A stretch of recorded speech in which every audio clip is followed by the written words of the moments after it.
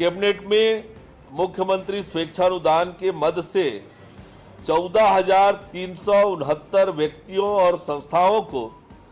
19,37,93,000 रुपए की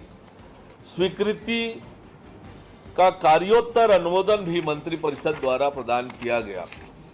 एक और जो महत्वपूर्ण आज निर्णय कैबिनेट के द्वारा लिया गया वो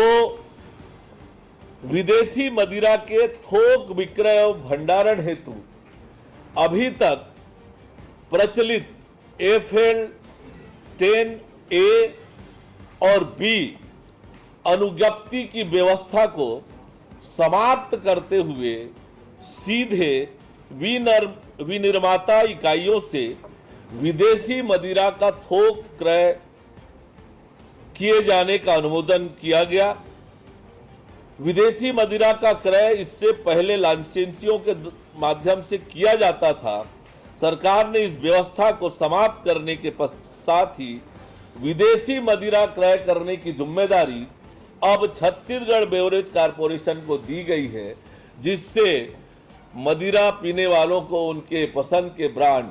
उपलब्ध आसानी से हो पाएंगे।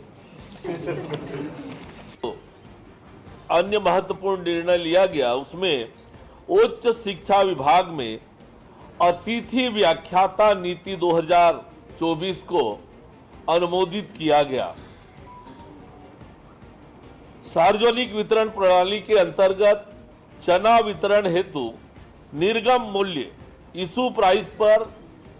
चना क्रय करने के संबंध में कैबिनेट द्वारा निर्णय लिया गया कि सार्वजनिक वितरण प्रणाली के अंतर्गत अनुसूचित क्षेत्र और माडा क्षेत्र में अंत्योदय और प्राथमिकता वाले परिवारों को चना वितरण हेतु भारत सरकार द्वारा निर्धारित मूल्य पर तथा नागरिक आपूर्ति निगम द्वारा प्राप्त राज चना की मिलिंग और परिवहन दर को जोड़कर कुल दर पर चना खरीदा जाए, यह भी निर्णय आज कैबिनेट के द्वारा किया गया।